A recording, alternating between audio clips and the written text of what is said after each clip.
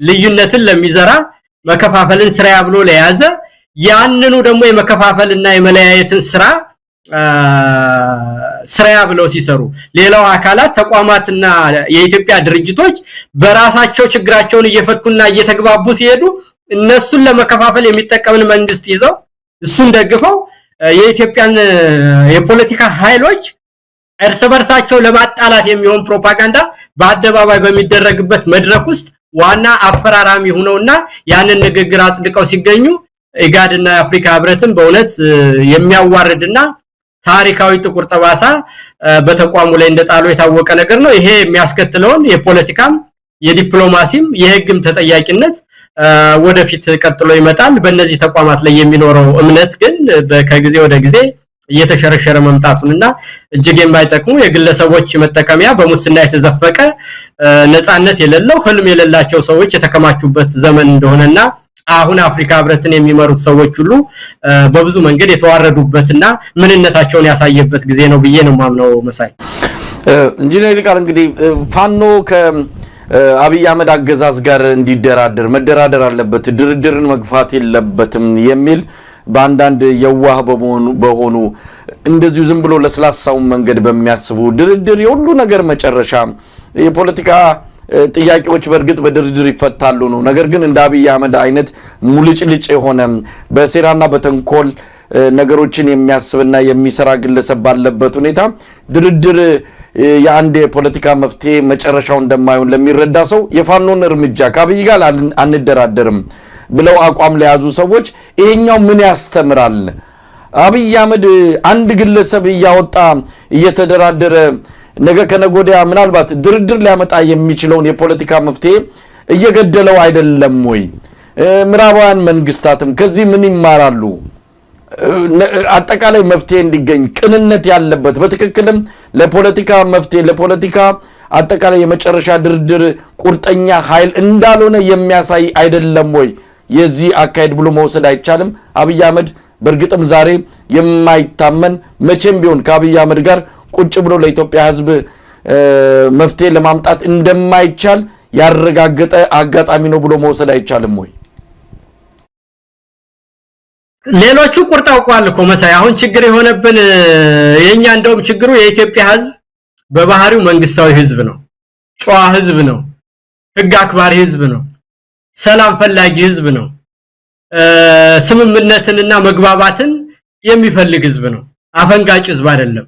ያም በመሆኑ እንደው ምን ችግር የሆነብን አሁንኛ ኢትዮጵያ ውስጥ ያለው ራሱ ሰው ነው ፈሪ በራሱ ገላጋይ ይሆናል ብሎ አብይን በዚህ ደረጃ ወስላታ መሆኑን አውቆ ከአብይ ጋር ግንኙነት ማድረግም ሆነ ከአብይ ጋር ተነጋግሮ ቀን በሄደ ቁጥር እንግዲህ የሚያዩት ነገር ሁሉ የሚያስረዳው እኔ ለአሜሪካኖች አይደለም ለአውሮፓውያኖች አይደለም እውነቱን ልንገር ወይም ደግሞ አሁን እየመጡ ላሉት ሚድል ፓወርስም አይደለም ለቻይናም ለራሺያም አይደለም ችግር የሆነው እንደውም የራሳችን ህዝብና ነሆለን እንደው በድርድርና በውይይት አንድ ነገር ይመጣል ብሎ የሚያምን ከማህበረሰብ ልቦናችን የሚቀዳ የፖለቲካን ምንነት ካለመረዳትና ጸረ ፖለቲካ የሆነ አመለካከት አለ መሳይ እንደው በእውነት እንደው ይሄ ነገር እንደው አናቆም ነገር ተወስዶ መልእክት መተላለፍ ካለበት እንደውም ለማን ነው ካልክ ለራሳችን ለህዝባችን አብይ ጊዜ በሄደ ቁጥር ምን ያህል ወራዳ እንደሆነ ምን ያህል እንግዲህ አንድን ግለሰብ ብቻ ወስዶ የኢትዮጵያ የመሰረተቻቸውን ተቋማትም ሆነ የቀጠናውን ተቋማት የአፍሪካ ህብረትን ሳይቀር አንድ ግለሰብን ወስዶ ለራሱ እንዲመቸው ብሎ ከገባበት ማጥ ለመውጣት ለስልጣኑ ብቻ የሚያስብ በምንም አይነት ችግርን በደረጃው ለመፍታት ለህዝብ ግንኙነት እንኳን ደንታ የሌለው ሰው መሆኑን ተረድቶ ከአብይ ጋር በሚደረግ ነገር ምንም የሚመጣ ነገር እንደሌለ እንደ የኢትዮጵያ ኃይሎች እንዲረዱት ብቻ ነው ፈልገው ነው መሳይ ይሄ ሚዲያ ላይ ያሉ ይወጡ የሚመጻደቁ ይሄ በምክክር ኮሚሽኑ አንድ ነገር ይመጣል ብለው የሚጃጃሉ እንዲሁም ደግሞ እንደው ኧረ ምንድነው ህዝቡ አለቀኮ ንግድ ጠፋኮ ሌባ በዛኮ እንደው አንድ ነገር ይፈለግሉና የመከራውን መብዛት ይያዩ እንደው ዝም ብሎ የሌለ ነገር የሚዋልሉ ሰዎች አሉ እንደዚህ አይነት ነገር በደምና ባጥንትና በስራ በትግል እንጂ የሚመጣ እንዳብይ ያለውን ገለባ በማታለል የሚመጣ ነገር እንደሌለው የፖለቲካ ስርዓት የለውጥ ስርዓት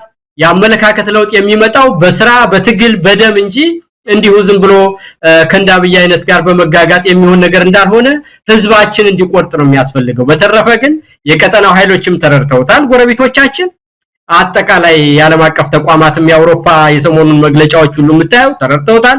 ይሄው የትናንትናውንም የማርክ ሩቢዮን ስልክ ልውውጥ አይተህ እነሱም ተረድተውታል። ቻይናና ራሽያን በሚገባ የሚያውቁት ሰው ነው።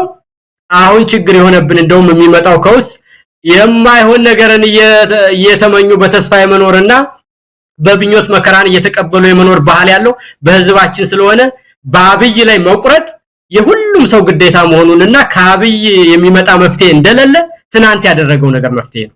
የአፍሪካ ህብረትንና ኢጋድን እንኳን ጨምሮ አንድን ግለሰብ ይዞ ምን ማድረግ እንደሚችል ምንም የሌለን ነገር ያለ አስመስሎ የሚያወራ ሰው ከእውነት ጋር የተጣላና ችግሩን ጠጋ ብሎ ለማየት መፍትሄ ለመፈለግ የማይመች ሰው እንደሆነ ከጊዜ ወደ ጊዜ ያየመጡ ህዝቡ እንዲቆርጥ ነው ትልቅ መልእክት ማስተላለፍ የምፈልገው እንደው ለህዝቡና አጠቃላይ ለኢትዮጵያ ህዝብና በሚዲያ አካባቢ በፖለቲካ አካባቢ አለን የሚሉ እንደው ከአብይ ጋር እየተጃጃሉ ነገሮች ሁሉ በነፃ ይመጣሉ ብሎ የሚያስብ አቋራጭ የሚፈልገው አመለካከት ከህሊናችን መጥፋት አለበት ብዬ ነው የማስበውና በአብይ ላይ ተስፋ እንድንቆርጥ የማስረሻና የሱ የአፍሪካ ህብረትና የኢጋድ ድራማ ሊያስረዳንና ቁርጥ ሊያሳውቀን ይገባል ነው ምለው መሳይ። ኢንጂነር ሊቃል እንደው እዚህ ላይ አንድ ነገር ላንሳና ምናልባት ወደ ዋንጠቃላያችንም እየሄድን እንገኛለን። አብይ አህመድ ይህንን አጋጣሚ እንደ ትኩረት ማስቀየሻ እየተጠቀሙ እስከሆነ ምንም ነገር እንደማይመጣ ይታወቃል። አንድ ማስረሻ ሰጠ የሚባል አሁን ስለሄደና ብልጽግናን ስለተቀላቀለ አይደለም። በዚህ በተለየ መልኩ ተመልካቾች እንዲረዱት አልፈልግም። ምናልባት አሁን ስለሄደ በብሽቀትና በንዴት የምንናገረው አድርገው እንዳይገልጹ እንዳያስቡትም በዚህ አጋጣሚ እንደው አደራ ማለት ያስፈልጋል። በፊትም የነበረን አቋም በተለያየ መልኩ ሳንናገረው የነበረ አሁን ግን በይፋ መግለጽ ያለብን ነው። ምንም እችን ታክል የሲኒ ማዕበል እንኳን ያህል ቀውስ ለመፍጠር ወይም ደግሞ ችግር መፍጠር የማይችል ሰው እንደሆነ ይታወቃል። እዛም የነበረበት ሁኔታ ባለፉት 2 ዓመታት ተኩል እንዴት እንደቆየም የሚታወቅ ጉዳይ ነው። ይሄ ምንም ሌላ ማስረጃም እንዲሁ ክርክርም የሚያስፈልገው ጉዳይ አይደለም። ግን አብይ አህመድ ይህን አጋጣሚ እንደ ትኩረት ማስቀየሻ ሀገር ውስጥ አሁን ሁሉ ነገር ከፍቷል። የምታየው ነገር ሁሉ ለጆሮ የሚሰቀጥጥ ነገር ነው። የብር የመግዛት አቅሙ በከፍተኛ ደረጃ ወርዷል። ከፍተኛ የኑሮ ውድነት እየተከሰተ ነው ያለው። በየቦታው የሚታየው ቀውስ እንደው ሚዲያዎች በተለይ በሌላ አቅጣጫ የሚሰራጩ ሚዲያዎች ገልጸው ዘርዝረው የሚችሉት አይደለም። ብዙ ችግሮች አሉ። አብይ አህመድ እንደነዚህ አይነቱን ነገር ማስቀየስ ይፈልጋል።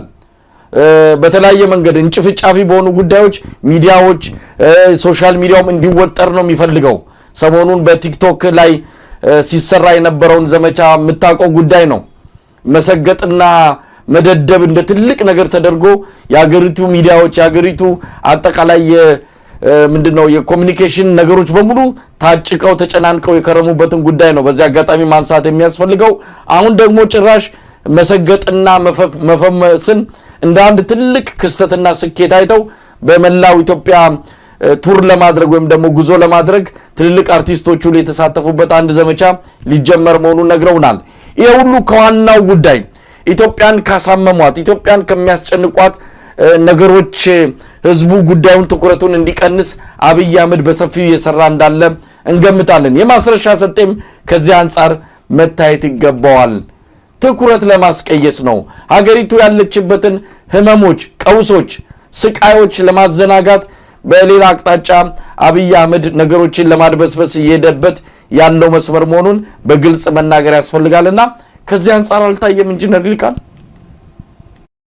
አይ እኔ አሁን ስላልካቸው ጉዳዮች እዚህ የቲክቶክ አካውንትም ስለሌለ ነገሩንም ስለማላቅ አልተከታተልኩትም አልሐውቀውም እና ዓለም ቀልጧል እኮ ኢንጂነር ሊቃል። ቲክቶክም አይደለም በዋናው ሚኒስትሪ ሚዲያዎች በዋናዎቹ ሚዲያዎች ጭምር ነው አንድ መሰገጥ መደደብ ትልቅ ነገር ነው ብሎ የመጣን አንድ ጀብራሬ የሸለመች ሀገር ሆናለች ኢትዮጵያ።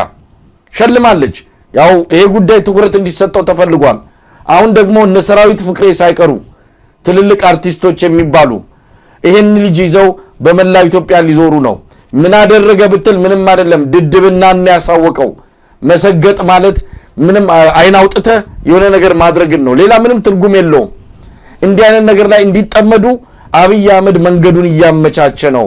ለምን? ብዙ ቀውሶች ስላሉ ብዙ ቀውሶችን ህዝቡ ኑሮውን ሁሉን ነገሩን በዚህ ነገር እንዲጠመድ እያደረገ ነው ያለውና በእርግጥ ላትከታተል ትችላለህ።